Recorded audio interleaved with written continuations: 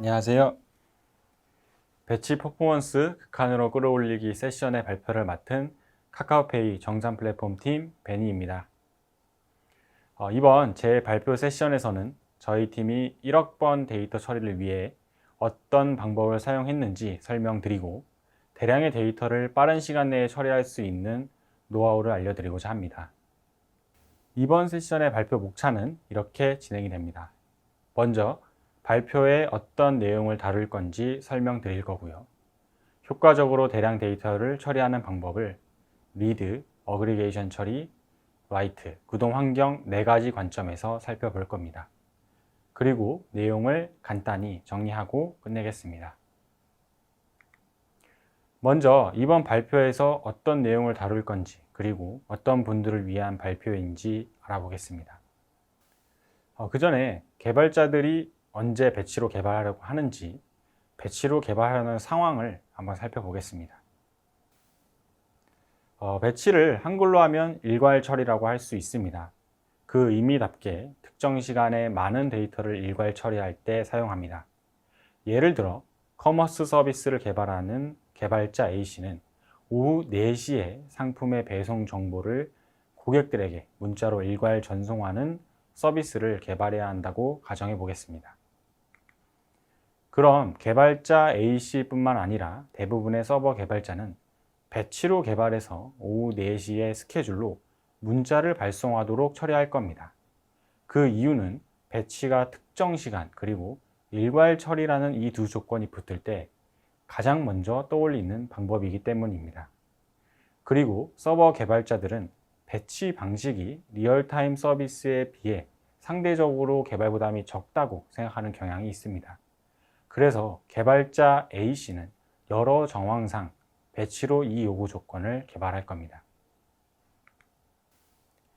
개발자들이 배치로 개발하는 상황을 크게 3가지로 나누어 보았습니다. 일괄 생성, 일괄 수정, 통계인데요. 그림을 통해서 어떤 상황인지 보겠습니다. 먼저 일괄 생성은 read, create, write 순서로 진행합니다. 이 예시에선 주문 정보를 읽어서 사용자 정보와 합친 다음 아예 새로운 정보인 주문자 정보를 만든 뒤에 DB, API 파일 같은 것으로 저장합니다. 예시처럼 배치를 기존에 저장된 정보를 조합해서 새로운 정보를 만들 때 사용할 수 있습니다. 또 다른 경우로 일괄 수정하는 경우가 있습니다. 이 과정은 read, update, write 순서로 진행됩니다. 예시를 보면 주문 정보를 읽은 뒤에 배송 정보를 참고해서 주문 정보를 수정합니다. 이 경우처럼 이미 저장된 데이터를 일괄로 수정할 때도 배치가 사용됩니다. 배치로 개발하는 마지막 경우는 통계 형식의 데이터를 만들 때입니다. 데이터를 sum 형태로 리드한 뒤에 write를 합니다. 예시를 보면 주문 정보를 그룹 바이 형태로 가져온 뒤에 상품별 주문 금액 합산 데이터를 만들어서 저장하는 예시입니다. 이미 저장된 데이터를 통계 형식으로 어그리게이션 하고 싶을 때 배치가 자주 사용됩니다. 이렇게 개발자들은 업무를 하다 보면 꽤 많은 상황에서 배치로 개발하게 됩니다. 그럼 저는 여러분들께 이 질문을 드리고자 합니다. 배치는 개발자들이 자주 사용하고 선호하는 방식임에도 불구하고 배치 퍼포먼스에 얼마나 신경 써 보셨나요? 개발자들은 생각보다 배치 퍼포먼스에 무관심합니다. 그 이유로 먼저 배치 개발 자체를 쉽게 생각하는 경향이 있습니다. 그리고 배포 후에는 처음에만 몇 번 로그를 모니터링 하다가 문제가 생기기 전까지는 잘 보지 않습니다. 특히 배치를 지원하는 APM 툴이 거의 없다시피 한다는 점에서 무엇이 문제인지 그 자체를 인지하기 어려운 경우가 많습니다. 여기 이 개발자는 이렇게 말하고 있습니다. 배치가 아직도 안 끝났네. 언제 이렇게 주문량이 많아졌지? 왜 이렇게 알림 발송이 느려졌지? 이렇게 처리할 데이터가 많아지더니 어느 순간부터 느려지고 직접 수행 시간을 확인하기 전까지 문제를 파악하지 못했습니다. 많은 배치가 배포 후에 이렇게 방치되고 있습니다. 카카오페이 정산 플랫폼 팀도 많은 부분을 배치로 처리하고 있으며 똑같이 이런 문제들을 가지고 있었습니다. 먼저 카카오페이 정산 플랫폼 팀이 어느 정도의 데이터를 처리하고 있고 어느 정도의 배치 퍼포먼스를 목표로 하는지 잠깐 설명드리겠습니다.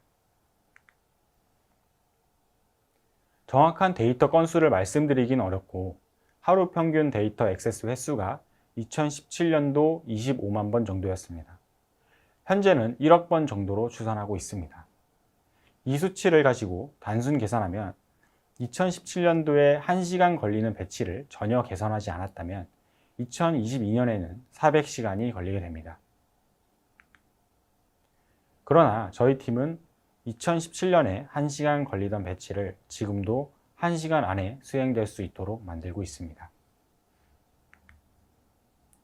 어떻게 이런 것이 가능했을까요? 다시 말해서 어떻게 배치 퍼포먼스 개선이 가능한가요?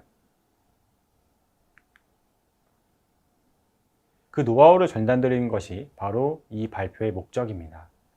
대량 데이터를 처리하는 배치 개발자분들을 위해 배치 처리의 순수한 성능 개선 관점을 완벽하게 파헤쳐 보겠습니다. 개발 환경은 참고해 주시면 될 것 같습니다. 배치의 성능을 올리기 위해 이 5가지의 툴을 메인으로도 그리고 보조 수단으로도 사용하게 될 예정입니다. 스프링 배치, MySQL, 스프링 클라우드 데이터 플로우, 레디스, 쿠버네티스입니다. 그럼 먼저 효과적인 대량 데이터, 리드가 무엇인지 보겠습니다. 저는 여러분들이 배치 성능을 지금 막 처음 개선하려고 하신다면 리더를 먼저 개선할 것을 추천드립니다. 그 이유는 대부분 배치에서 데이터를 읽는 리더가 차지하는 비중이 데이터를 쓰는 라이터보다 대체적으로 높기 때문입니다. 리더는 복잡한 조회 조건을 통해 데이터를 가져오기 때문에 성능에 더 많은 변수로 작용합니다. 예를 하나 들어보겠습니다. 이 그림처럼 100만 개 중에 100만 개의 데이터를 다 가져온다고 하면 전체를 다 읽으면 되기 때문에 성능에 문제가 되지 않습니다. 그냥 앞에서부터 차례대로 읽으면 되기 때문이죠. 그러나 대부분의 상황은 그렇지 않습니다. 보통은 이렇게 10억 개라는 많은 데이터 중에 필요한 데이터만 골라내야 합니다. 10억 개 중에 100만 개를 골라내는 작업이 바로 배치의 전체 성능을 크게 좌우하는 부분입니다. 대표적인 사례로 RDBMS에서 셀렉트 쿼리를 튜닝하는 것만으로도 극적으로 성능이 개선됩니다. 그래서 일단 리더를 개선할 것을 추천합니다. 먼저 배치에서 데이터를 읽는 절대적인 방법인 청크 프로세싱에 대해 알아보겠습니다. 제가 방금 절대적이라고 말씀드린 대로 대량 배치 처리에서는 항상 청크 프로세싱을 사용할 수밖에 없습니다. 이 그림을 보시면 24개의 데이터를 처리할 때 5개씩 나눠서 5번에 걸쳐 처리하고 있지만 한 번에 처리하는 것도 사실상 가능합니다. 그러나 1000만 개의 데이터를 처리한다고 가정하면 1000만 개의 데이터를 한 번에 받아줄 수 있는 리소스를 가진 애플리케이션은 거의 없습니다. 여기 서버가 1000만 개를 한 번에 처리하는 게 불가능해 라고 말하고 있습니다.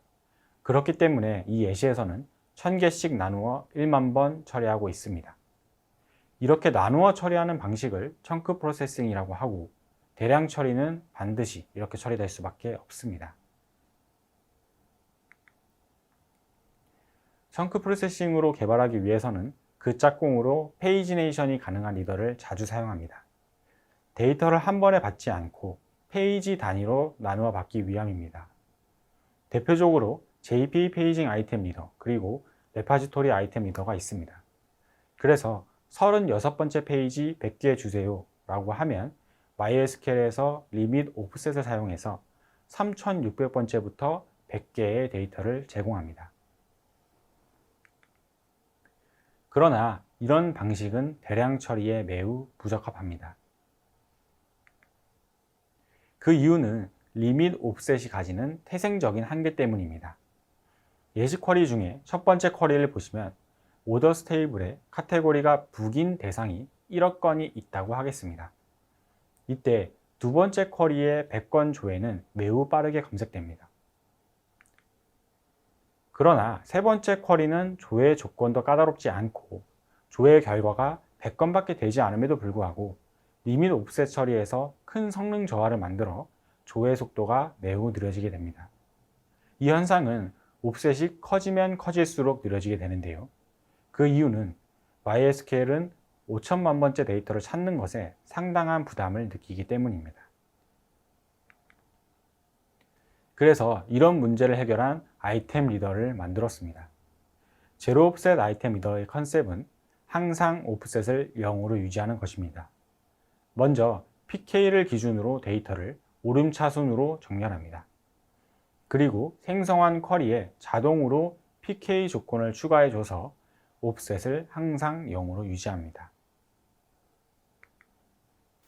첫 번째 페이지를 조회할 때는 당연히 옵셋이 0입니다. 그러나 세 번째 페이지를 조회할 때는 두 번째 페이지에서 조회한 마지막 ID 값인 5235보다 크다라는 조건을 넣고 옵셋을 0으로 만들어줍니다. 이런 방식이면 뒷페이지로 가더라도 옵셋이 항상 0이기 때문에 조회 속도가 느려지지 않게 됩니다. 추가적으로 저희 팀에서는 제로 옵셋 아이템 리더의 방식에 쿼리 DSL을 결합해 쿼리를 구현할 수 있도록 만들었습니다. 쿼리는 쿼리 DSL을 구현하고 동작은 제로 옵셋으로 동작해서 편리하고 안전하게 쿼리를 구현하도록 했습니다. 제로 옵셋 말고 다른 해결 방법은 없을까요? 애초에 리밋 옵셋을 사용하는 방식이 아닌 커서를 사용하면 됩니다. MySQL 커서는 데이터가 없을 때까지 일정 개수의 데이터를 반복해서 제공하는 방식입니다. 그렇기 때문에 청크 프로세싱에도 잘 어울리는 방식입니다. 스프링에서 기본적으로 커서를 지원하는 아이템 리더가 몇 가지 있습니다. 대표적으로 JPA 커서 아이템 리더, JDBC 커서 아이템 리더, 하이버네이트 커서 아이템 리더가 있습니다. 그러나 JPA 커서 아이템 리더는 데이터를 모두 읽고 서버에서 직접 아이터레이터로 커서하는 방식이기 때문에 데이터 개수가 많으면 OOM을 유발하는 치명적인 문제가 있습니다. 그래서 아예 사용하지 않기를 바랍니다. 사용해야 한다면 JDBC 커서 아이템 리더, 하이버네이트 커서 아이템 리더를 사용하길 추천드리는데 우리가 사용하는 MySQL 서버 커서 방식으로 동작해서 데이터가 필요하면 그때그때 일정 개수만큼 끊어서 가져오는 방식입니다. 그러나 쿼리를 구현할 때 HQL이나 네이티브 쿼리를 사용해야 합니다. 저희 팀에서는 특히 JDBC 커서 아이템 리더를 사용하고 있는데 이렇게 쿼리를 문자열 방식으로 구현하는 것에 큰 부담을 느꼈습니다. JDBC 커서 아이템 리더나 하이버네이트 커서 아이템 리더처럼 안전한 방식인데 쿼리만 좀 더 세련되게 구현할 수는 없을까요? 그래서 저희 팀에서는 새로운 방식의 쿼리 구현인 익스포즈드를 사용하기로 했습니다. 익스포즈드에 대해서 잠깐 언급을 하겠습니다. 익스포즈드는 젯브레인 코틀린 기반의 ORM 프레임워크입니다. 데이터베이스 액세스 방식은 두 가지가 있습니다. 첫 번째는 단순하게 SQL을 구현하는 데 사용하는 DSL 방식이 있습니다. 두 번째는 스프링 JPA가 풀스택의 ORM이라면 그것보다 훨씬 경량화된 ORM을 지원하는 DAO 방식이 있습니다. 지원하는 데이터베이스는 웬만한 RDBMS는 다 지원된다고 보시면 됩니다. 그리고 코틀린과의 호환성이 매우 좋아서 코틀린의 모던 랭귀지 특성을 모두 가지고 있습니다. 단, 자바로는 사용이 불가합니다. 저희 팀에서는 익스포즈드 DSL을 도입해서 쿼리를 구현하고 있습니다. 대표적인 이유는 코틀린의 특성을 활용해서 쿼리를 좀 더 세련되게 구현할 수 있다는 점입니다. 보시는 코드처럼 주문 테이블인 오더스와 사용자 테이블인 커스터머스를 이렇게 오브젝트 클래스로 구현해 봤습니다. 그리고 구현한 오브젝트 클래스로 셀렉트, 인서트, 그리고 배치 인서트 하는 코드를 구현해 보았습니다. 먼저 셀렉트 쿼리를 보면 나이가 25살인 고객의 이름을 구하는 쿼리입니다. 좀 전에 구현한 커스터머스를 가지고 슬라이스 네임, select age equal 25라는 코드로 쿼리를 구현했습니다. 인서트 코드를 보시면 고객 정보를 인서트하는 코드인데 이렇게 이름, 이메일, 나이 파라미터를 매핑해서 인서트할 수 있습니다. 배치 인서트의 경우에도 마찬가지로 아이템스라는 리스트를 전달해서 대량으로 인서트할 수 있습니다.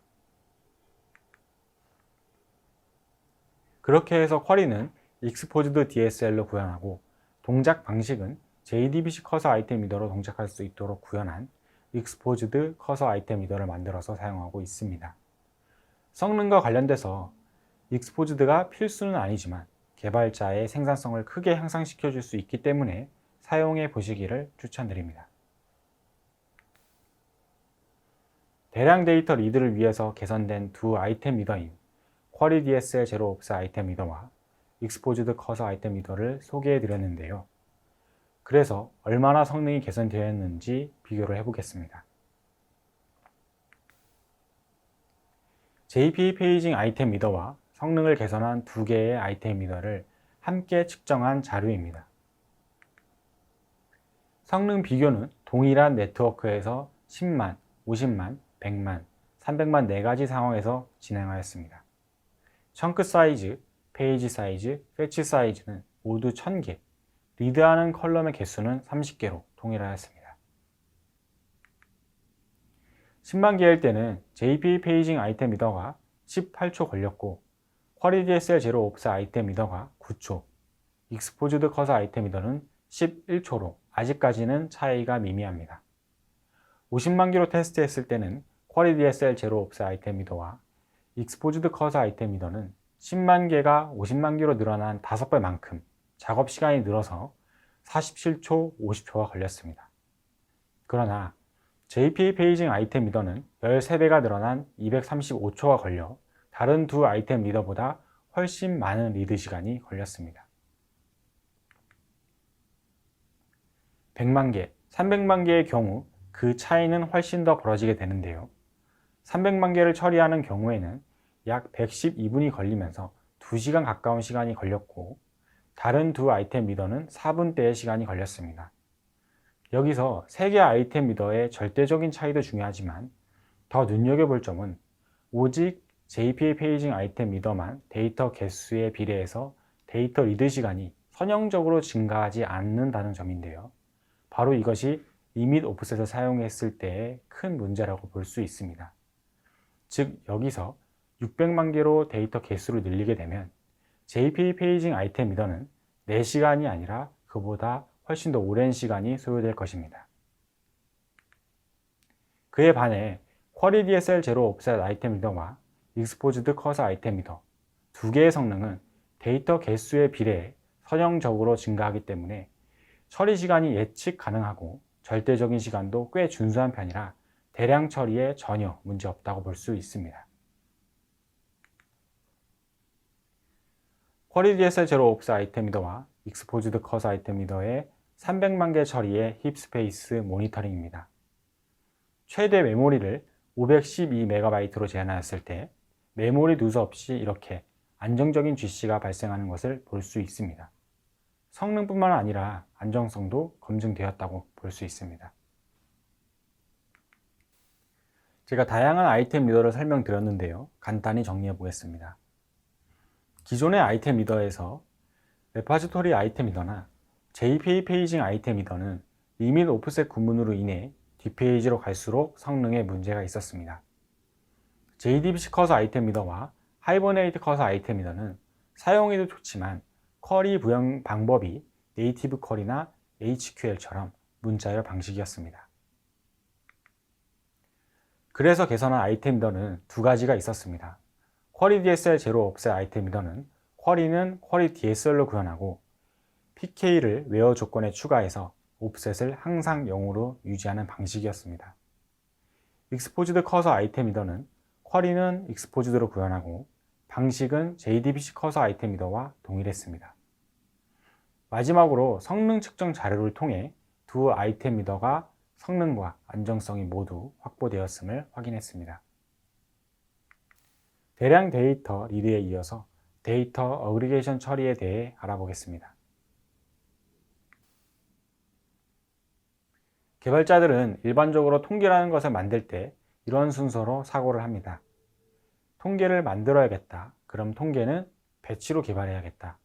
배치에 그룹 바이 썸 쿼리로 조회해야겠다. 그래서 아래 그림처럼 주문 정보를 합쳐서 상품별 주문 금액을 만들어 저장합니다.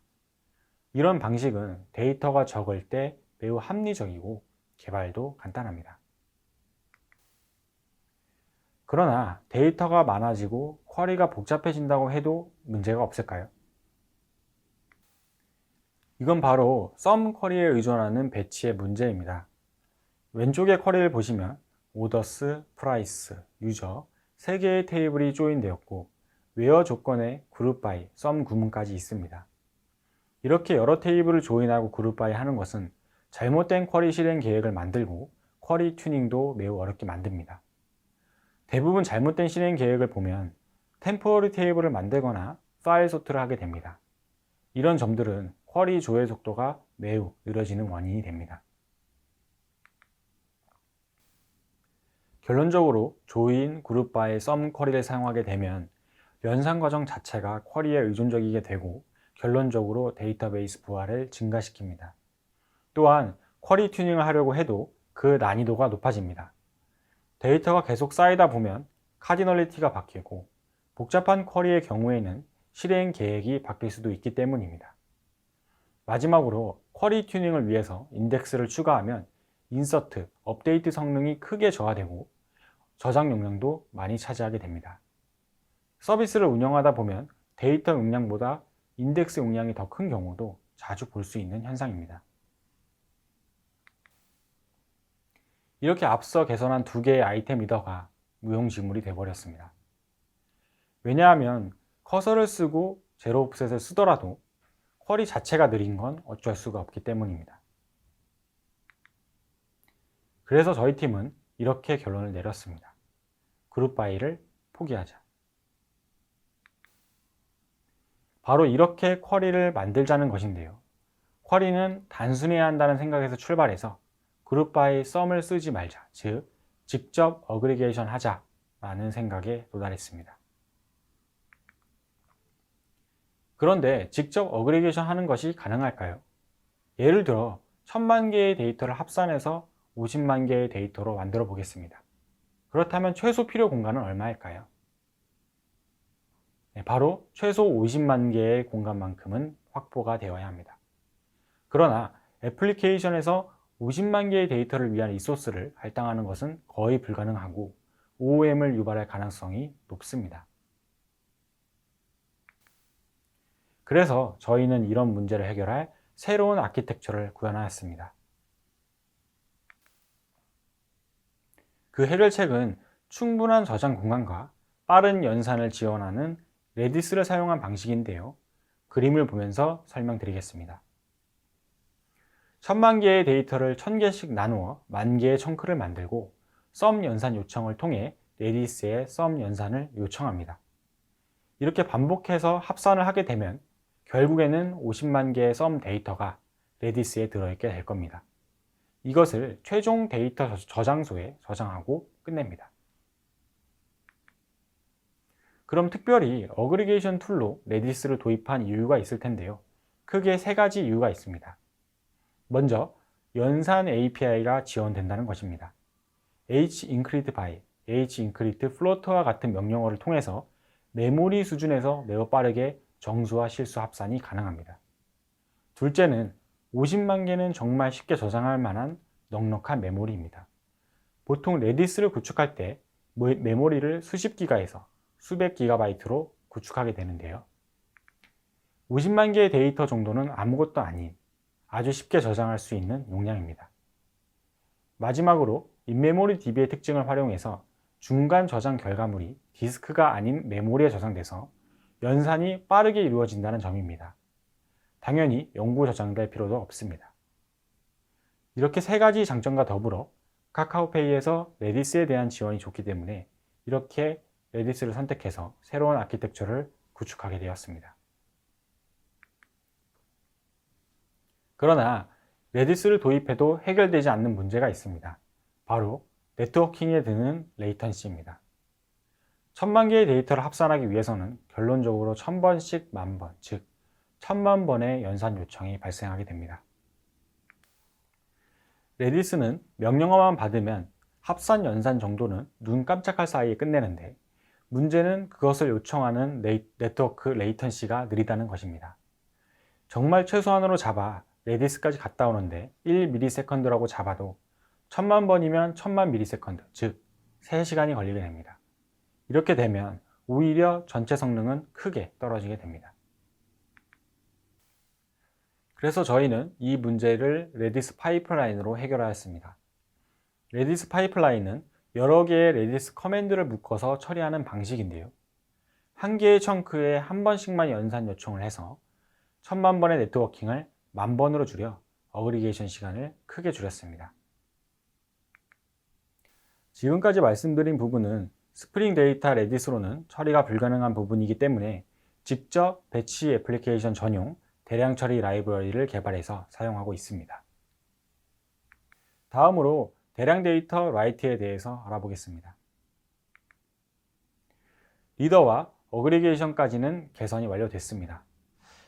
그러나 여전히 1000만 개 이상 처리할 때는 만족스럽지 않습니다.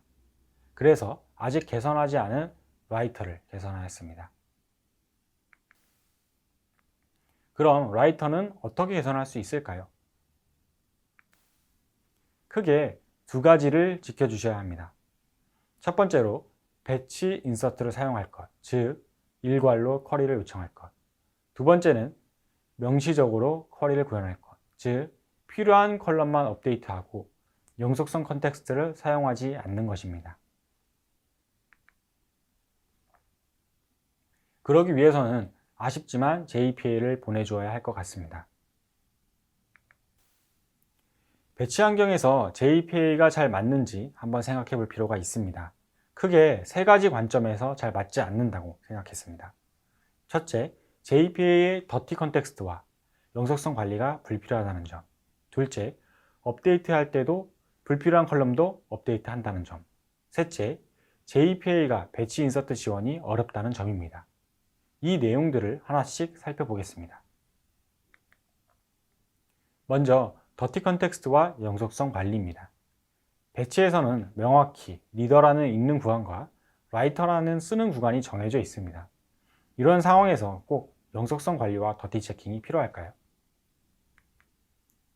JPA는 단순한 ORM이 아닙니다. 복잡하고 정교한 방식이며 풀스택을 갖춘 ORM입니다. 오브젝트 하나를 불러오고 저장하더라도 아래의 그림처럼 영속성이 관리받습니다. 그리고 데이터를 저장할 때도 더티 체킹을 통해 엔터티와 스냅샷을 비교하고 업데이트 SQL을 생성해서 쓰기 지원 저장소를 통해 플러시합니다. 이런 과정들은 단순한 과정들이 아니며 복잡한 체크 로직들로 인해 성능상 큰 손해를 보게 됩니다. 그래서 저는 리드할 때부터 더티 체킹과 영속성을 버릴 것을 추천드립니다.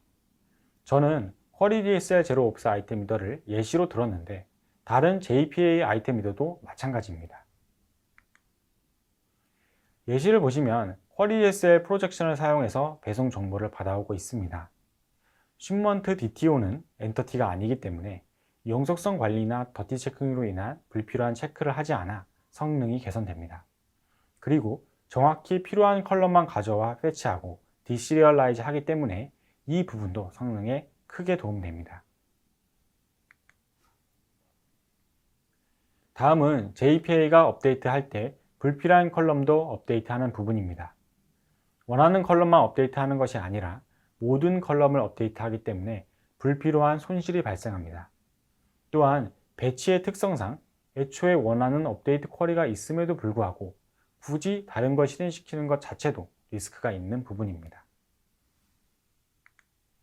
물론 JPA는 다이나믹 업데이트가 있습니다. 하지만 다이나믹 업데이트를 하기 위해서는 쿼리를 동적으로 생성하는데 오히려 더 큰 성능 저하를 발생시킬 수 있어서 권장되는 방법은 아닙니다. 다음은 JPA가 배치 인서트 지원이 어렵다는 부분입니다. JPA에서도 배치 인서트를 지원하긴 하지만 ID 생성 전략을 아이덴티티로 하게 되면 JPA 사상과 맞지 않는다는 이유로 배치 인서트를 지원하지 않습니다. 그러나 개발을 하게 되면 대부분 아이디 생성 전략을 아이덴티티로 하게 되는데요. 그렇다 보니 JPA에서 배치 인서트는 거의 사용이 불가합니다. 배치에서 배치 인서트를 해야만 성능을 크게 개선할 수 있습니다. 좀 전에 레디스 파이프라인에서 설명드린 것과 동일한 이유로 데이터베이스 인서트 자체는 오래 걸리지 않더라도 네트워크에 드는 레이턴시가 오래 걸리고 그 시간이 아깝기 때문입니다. 그래서 성능 개선을 위해서는 쿼리를 모아 처리하는 배치 인서트가 사실상 필수입니다. 그럼 배치 환경에서의 JPA 사용을 고찰해 보니까 이렇게 정리할 수 있습니다. 첫째, 더티 체킹과 영속성 관리는 불필요한 체크 로직으로 인해 큰 성능 저하를 만듭니다. 둘째, 업데이트할 때 불필요한 컬럼도 업데이트함으로 인해 소폭 성능 저하가 발생합니다. 셋째, JPA 배치 인서트가 불가한 경우에는 매우 큰 성능 저하가 발생합니다. 결론은 대량 데이터를 라이트할 때 라이터에서 JPA를 포기하고 배치 인서트를 하자, 이렇게 정리할 수 있습니다. 이 부분은 실제로 JPA 단건 저장했을 때와 JDBC로 1000개, 10,000개 배치 인서트 했을 때의 비교 측정 자료입니다. 500만 개의 데이터를 저장하는 경우만 보더라도 JPA는 90분이 걸린다면 JDBC 배치 인서트로 하면 2분 내외로 걸리게 됩니다. 만약에 여러분들이 만드신 배치가 수백만 개의 대량 처리를 하는 경우에는 반드시 배치 인서트를 할 것을 추천드립니다. JDBC 배치 인서트는 보통 이렇게 구현합니다. 파라미터를 이렇게 setString, setLong으로 넣으시고 add 배치를 한 다음에 execute 배치를 하면 두 개의 쿼리가 한 번에 나가게 됩니다. 추가로 혹시나 JDBC 배치 인서트가 싫으신 분은 exposed 배치 인서트도 사용해 보시기를 추천드립니다. 확실히 쿼리 구현이 더 깔끔해지고 가시적입니다. 대량 데이터를 읽고 합치고 쓰는 것까지 이야기해 보았습니다. 다음은 효과적인 배치 구동 환경에 대해 알아보겠습니다. 여러분들은 어디서 어떻게 배치를 구동하시나요? 보통은 이런 툴들을 떠올릴 겁니다. 간단하게는 크론탭부터 젠킨스, 에어플로우, 루이지 이런 것들을 쓰실 겁니다. 이런 스케줄 툴의 역할은 배치의 실행 요청, 스케줄 관리, 배치 앱 관리, 배치가 돌아가는 순서를 관리하는 워크플로우 관리, 모니터링 제공, 히스토리 저장이 있습니다. 그러나 기존 스케줄 툴의 아쉬운 점이자 배치를 구동하는 환경에 대해 우리가 놓치고 있었던 두 가지 특징을 보도록 하겠습니다. 먼저 자원 관리의 어려움입니다. 예시에서는 A부터 E까지 5개의 배치가 있습니다. 이렇게 배치는 특정 시간에만 동작하고 동작이 완료되면 프로세스가 죽고 자원을 OS에 반납하게 됩니다. 예시에서는 새벽 1시 정도에는 아무런 배치가 돌지 않아 자원이 남지만 오전 9시 정도에는 4개의 배치가 돌아 자원 사용률이 높고 오후 1시 정도에는 2개의 배치로 줄었다가 오후 6시에는 1개의 배치만 돌아서 다시 자원이 남는 상황이 발생하고 있습니다. 이렇게 배치는 항상 인스턴스가 떠 있는 것이 아니기 때문에 언제 자원을 많이 사용하고 언제 적게 사용하는지 판단하는 것이 쉽지 않습니다. 이런 상황에서 한 번에 많은 배치가 돌면 자원의 관리가 어려워지게 되고 물리 서버에 있는 배치들이라면 자칫하면 배치들끼리 OOM을 발생시킬 수도 있습니다. 두 번째는 배치 상태 파악이 어렵다는 점입니다. 배치에서는 한 과정 하나하나가 매우 길다는 특징이 있습니다. 이런 경우가 상당히 많으실 텐데요. 아래의 로그를 보시면 스텝이 시작되고 10분 15초 뒤에 완료가 되었다는 로그를 볼 수 있습니다. 대부분의 스케줄 툴에서 로그를 볼 수 있도록 지원하지만 배치의 경우 로그 정보가 빈약한 경우가 많습니다. 설령 로그를 추가로 남기더라도 서비스 상태를 애초에 로그로 판단하는 것은 전혀 시각적이지 않습니다. 그래서 이런 부분을 해결하고자 스프링 클라우드 데이터 플로우를 도입했습니다. 스프링 클라우드 데이터 플로우는 데이터 수집과 분석, 데이터 입출력과 같은 데이터 파이프라인을 만들고 오케스트레이션하는 툴입니다. 데이터 파이프라인의 종류는 스트림이 있고 배치를 지원하는 태스크 두 가지가 있습니다. 저희는 배치를 이야기하고 있기 때문에 태스크만 보도록 하겠습니다. 스프링 클라우드 데이터 플로우 태스크는 아까 말씀드렸던 모든 스케줄 툴의 기능과 더불어 두 가지를 더 가지고 있습니다. 첫 번째는 K8s와의 완벽한 연동으로 컨테이너를 오케스트레이션 하는 것처럼 배치를 오케스트레이션 한다는 점입니다. 두 번째는 스프링 배치와의 완벽한 호환으로 유용한 정보를 시각적으로 모니터링 할 수 있습니다.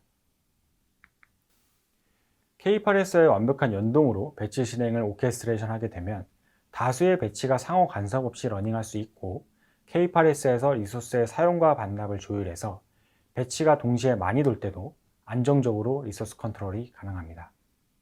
또한 모니터링도 스프링이란 이름에 걸맞게 스프링 배치와 호환성이 좋으며 자체 대시보드에서 배치의 상태를 상세하게 제공합니다. 이런 내용을 그래프 하나로도 연동할 수 있습니다. 스프링 클라우드 데이터 플로우와 K8s의 관계를 통해 스프링 클라우드 데이터 플로우 태스크가 어떤 기능을 할 수 있는지 보겠습니다. 기본적으로 K8s의 크론 잡을 활용해서 스케줄을 관리하고 K8s 요청에 애플리케이션을 실행하고 배포합니다. 또 배치의 실행 순서를 통제하는 워크플로우를 그래프 형태로 설정할 수 있습니다. 사실상 K8s의 모든 컴피그 설정이 가능하고 배치에 CPU를 몇 개 줄 것이며 메모리는 얼마나 줄지 자원을 설정할 수도 있습니다. 만약 처리할 데이터가 많거나 멀티스레드로 작업해야 하는 케이스가 있다면 메모리나 CPU를 더 많이 할당할 수도 있습니다. 반대로 K8s로부터 받아오는 정보로 애플리케이션 로그가 기본으로 제공됩니다. 그리고 파드 상태를 모니터링할 수 있고 배치 자체의 상태와 결과를 모니터링할 수 있습니다. 이 기능은 바로 태스크를 생성하는 부분입니다. 여럿의 배치를 이렇게 그래프 형태로 묶고 상태에 따라 실행할 배치를 결정할 수 있습니다. 이 예시의 경우에는 배치 스테이터스가 failed인 경우에는 태스크 A가 실행되고 completed인 경우에는 태스크 B가 실행되도록 하였습니다. 다음은 좀 전에 만든 태스크를 스케줄로 등록하는 부분입니다. 크롬 표현식으로 스케줄을 설정할 수 있고 모든 아규먼트와 프로퍼티를 통해 K8s의 모든 컴피그 설정과 배치 애플리케이션의 파라미터를 조정할 수 있습니다. 이 부분은 기본으로 제공되는 배치 모니터링 대시보드입니다. 스프링 클라우드 데이터 플로우는 스프링 배치와의 강력한 호환으로 대시보드에 다양한 데이터를 표기해 줍니다. 한 개의 배치에 이렇게 여러 스텝이 동작한 것이 표시됩니다. 이 배치의 경우 11개의 스텝이 실행되었으며 총합 실행된 시간은 12분 27초가 걸렸습니다. 각각의 스텝에 관한 정보로 리드 개수, 라이트 개수, 커밋 개수, 롤백 개수, 수행 시간, 최종 상태가 표시됩니다. 이 예시의 스텝은 약 214만 개의 데이터를 읽고 쓰는데 3분 35초가 걸린 것을 볼 수 있습니다. 이 부분은 스텝의 누적 히스토리입니다. 이 스텝의 전체 소요시간, 한 번 읽을 때의 소요시간, 리드 횟수, 라이트 횟수를 최소, 최대, 평균, 표준 편차 값으로 제공합니다. 그리고 위에서 언급했던 모니터링 내용과 리소스 상태를 그래프 하나에 연동해서 보여줄 수도 있습니다. 이렇게 배치 구동 환경까지 모든 내용에 대해 알아보았습니다. 리드, 어그리게이션, 라이트, 구동 환경까지 이런저런 이야기를 많이 해보았는데요. 지금까지 말씀드린 내용을 간단히 정리해 보겠습니다. 제 발표 세션은 고성능으로 대량 데이터를 처리하기 위해서 어떻게 해야 할지 저희 카카오페이 정산 플랫폼 팀의 노하우를 알려드리는 시간이었습니다. 효과적으로 대량 데이터를 리드하기 위해서는 옵셋을 항상 0으로 두는 QueryDSL 제로 옵셋 아이템 리더를 사용할 수 있습니다. 또한 MySQL 서버 커서를 사용하는 익스포즈드 커서 아이템 리더에 대해서도 말씀드렸습니다. 데이터 어그리게이션 처리를 위해서는 대량 처리 시 쿼리 의존도를 낮춰야만 합니다. 그래서 저희는 레디스를 통한 어그리게이션이라는 새로운 방식을 사용했습니다. 효과적으로 대량 데이터를 라이트하기 위해서는 배치 인서트를 사용해야 합니다. 그 과정에서 JPA가 부적합한 부분이 있다고 말씀드렸습니다.